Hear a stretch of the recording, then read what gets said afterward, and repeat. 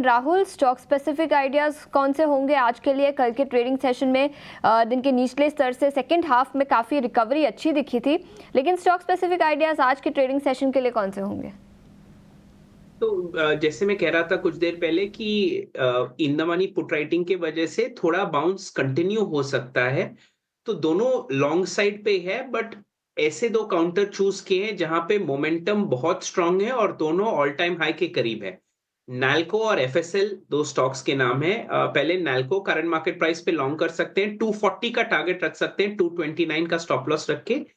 दूसरा है एफएसएल, एक कन्वेंशनल टेक्निकल पैटर्न से ब्रेकआउट हो रहा है, 375 के ऊपर बाय कर सकते हैं।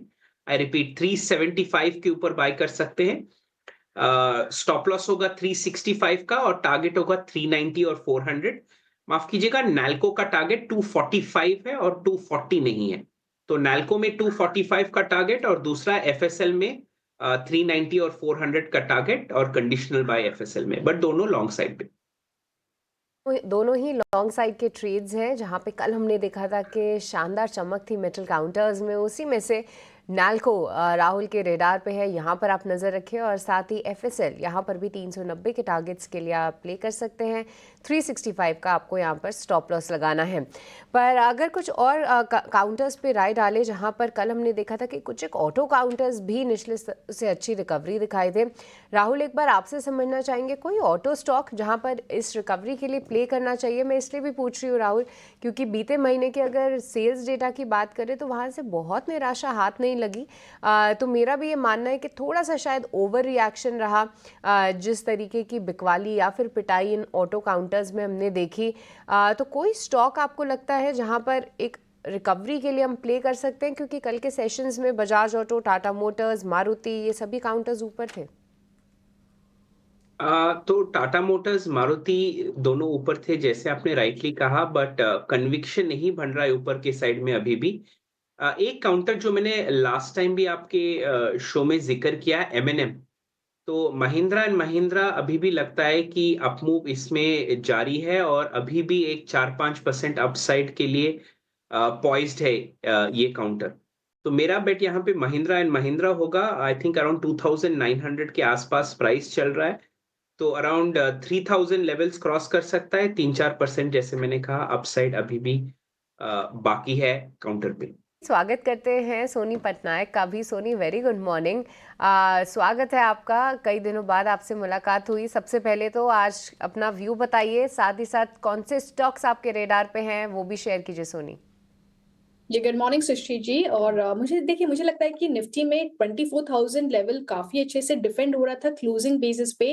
पिछले 2 दिन पे जितना भी हमको एक डाउनसाइड मूव देखने को मिला, बट क्लोजिंग 24,000 सपोर्ट डिफेंड हो रहा था। सो वो अभी भी कंटिन्यू रहेगा। इमीडिएट बेसिस पे 24,500 पे एक रेजिस्टेंस है, अगर उसको क्रॉस करता है तो शॉर्ट कवरिंग मूव 24,800 25,000 लेवल्स तक देखने को मिल सकता है। बट ये पोजिशनल प्ले रहेगा, इंट्राडे के लिए नहीं। इंट्राडे में कहीं ना कहीं 24,500 तक एक बार रेजिस्टेंस दे सकता है।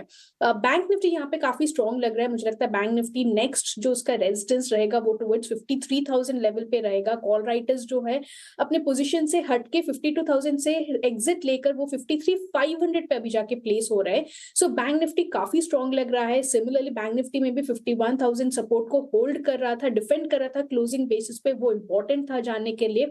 और मुझे लगता है कि नवंबर सीरीज के लिए कहीं ना कहीं टुवर्ड्स 53,500 प्लस लेवल्स एक बार टेस्ट कर सकता है। तो ये भी पोजिशनल प्ले रहेगा। मुझे लगता है कि दोनों इंडिसेस में लॉन्ग्स की तरफ होल्ड कर सकते हैं, बट पोजीशन हेज करते हुए चलिए। पुट ऑप्शन के बाई के माध्यम से प्लेन यहाँ पे अग्रेसिव बाई के तरफ से मत रहिए, पोजीशन हेज करते हुए चलिए। हमारे साथ ध्वनि पटेल भी जुड़ गई हैं, उनका भी स्वागत करते हैं। ध्वनि, गुड मॉर्निंग, स्वागत है आपका 18 आवर स्वदेश पर। 23,800 के सपोर्ट्स लगातार 2 सेशन से हम ले रहे हैं, 24,000 के लेवल्स को पार भी कर रहे हैं। कल तो 24,200 के ऊपर भी हमने तेजी देखी। इस वक्त भी प्री ओपन में हरे निशान के साथ शुरुआत होती हुई बुल्स का कॉन्फिडेंस हाई है। ट्रेडिंग सेशन को आप कैसे देख रही हैं और कौन से स्टॉक स्पेसिफिक राय होंगी आपके पास? Good morning Mansi. यहाँ पे अगर हम सबसे पहले इंडेक्स की ही बात कर रहे हैं तो इंडेक्स में डेफिनेटली एक बाइंग इंटरेस्ट देखने को मिला है। आज जिस हिसाब से प्री ओपन सेशन के नंबर्स भी यहाँ पे देखने को मिल रहे हैं उस हिसाब से आज का सेशन यहाँ पे लग रहा है वॉलेटाइल तो रहेगा ही, बट बुल्स के फेवर में यहाँ पे ज्यादा देखने को मिलेगा। ऊपर इंट्राडे में रेजिस्टेंस की तरह I am looking at the level of 24,460 से लेकर 24,500 का लेवल जो है वो एक यहाँ पे एक रेजिस्टेंस की तरह काम कर सकता है इंट्राडे बेसिस पे। सपोर्ट लेवल हालांकि हमने देखा कि पिछली दो सेशंस में जिस हिसाब से देखने को मिल रहे थे लोज, उस हिसाब से 23,840 का लेवल जो है वो यहाँ पे ओवरऑल इंडेक्स डिफेंड करता हुआ दिखेगा।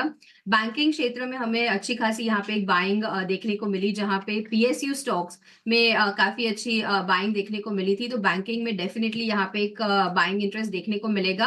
बैंक निफ्टी में अभी फिलहाल के लिए मैं कोई बुलिश साइड ट्रेड नहीं लूंगी। बैंक निफ्टी के लिए आई विल वेट कि यहाँ पे ऊपर की तरफ 52,500 का लेवल जो है वो ऊपर की तरफ हमें क्रॉस करने को मिले क्लोजिंग बेसिस पे, वहां पे हम उसके ऊपर टिके रहे तो बैंक निफ्टी के अंदर यहाँ पे फर्दर एक बाइंग इंटरेस्ट आपको और ज्यादा स्ट्रॉन्ग मोमेंटम के साथ देखने को मिलेगा। बट ओवरऑल मेरा झुकाव इस बार निफ्टी की तरफ आज के सेशन के लिए ज्यादा है as compare to bank Nifty.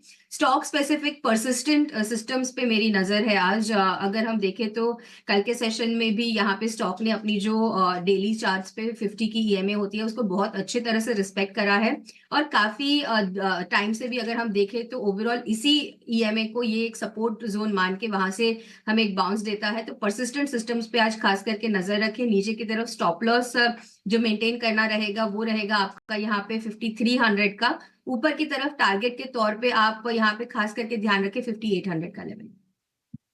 Note इस वक्त आईटी सेक्टर है जिस पर हमारे एक्सपर्ट्स की भी नज़र है, दिग्गजों के भी रेडार पर आईटी और वो भी क्यों ना इवेंट यूएस प्रेसिडेंशियल इलेक्शन। और लगातार हम आपको रिसर्च बैक्टिव बता रहे हैं कि जो सेगमेंट्स हैं, जो सेक्टर्स हैं जिनका नाता है, ग्लोबल कनेक्ट है, उस पर नज़र होनी चाहिए, जैसे IT, pharma, oil and gas, इन तमाम। विवेक, आपसे आईटी काउंटर्स पे राय लेना चाहेंगे। देखिए जिस तरीके से यूएस के इलेक्शंस है, बीच में हालांकि पिछले हफ्ते जब एक गिरावट ज़रूर हुई थी तो एक तर्क ये भी बताया जा रहा था कि अगर वहाँ पे डोनाल्ड ट्रंप आते हैं तो वहाँ पे इमिग्रेशंस को लेकर कुछ कड़े नियम किए जाएंगे। इससे लेकर आईटी कंपनीज पे थोड़ा सेंटिमेंटल इम्पैक्ट ज़रूर हो सकता है। बट इतने करेक्शन के बाद, क्योंकि विवेक एक तरफ नतीजे तो अच्छे आए बस स्टॉक्स भी करेक्ट हुए हैं मार्केट की करेक्शन के साथ, तो आईटी में फ़िलहाल क्या नज़रिया रखना चाहिए और यहाँ पर कौन से टॉप बेट्स रहेंगे? देखिए, अगर ट्रम्प आते हैं तो मुझे लगता है कि शॉर्ट टर्म के लिए एक वो बोलते हैं ना जर्क जरूर लगने वाला है आईटी सेक्टर को, क्योंकि वो जो बोल रहे हैं कि इमिग्रेशन, वीजा रूल स्ट्रिक्ट वगैरह, ये सब एक बार का इम्पैक्ट पड़ेगा। वो हो सकता है कि सिर्फ 2-3 महीने के लिए, क्योंकि एंड ऑफ द डे देखिए इट इज फाइनली बिजनेस। और अगर कोई सही तरीके से मतलब Trump is against illegal immigration जो वहां पे बहुत ज्यादा हो रहा है, तो इसके लिए अगर सही तरीके से आप अगर जाते हो और वीजा पे रिस्ट्रिक्शन जो पहले भी था जब वो थे, तो ये नहीं है कि बहुत बड़ा पहाड़ टूटने वाला है। लेकिन हाँ, इलीगल इमिग्रेशन जरूर रुकेगा। वो एक इनडायरेक्टली अपने को हो सकता है कि फायदा भी हो। तो आईटी एज अ रिजल्ट मुझे लगता है कि अगले 3-4 महीने में एक रिकवरी पाथ आपको देखने को मिले। और अगर वहां पे स्थिर सरकार आती है, in sense clear cut with ज्यादा स्ट्रेंथ आते हैं, तो स्पेंडिंग पर्टिकुलरली बीएफएसआई सेक्टर में अगर यूएस में बढ़ता है तो इंडियन आईटी कंपनीज को बेनिफिट होगा, क्योंकि ये जो टीसीएस वगैरह है काफी काम बीएफएसआई में करती है। तो मैं तो पॉजिटिव रहूंगा लॉन्गर टर्म के, तो बाई ऑन एवरी डिप ही रहेगा ये। और overall IT one of the my मतलब मेरा फेवरेट सेक्टर आज के।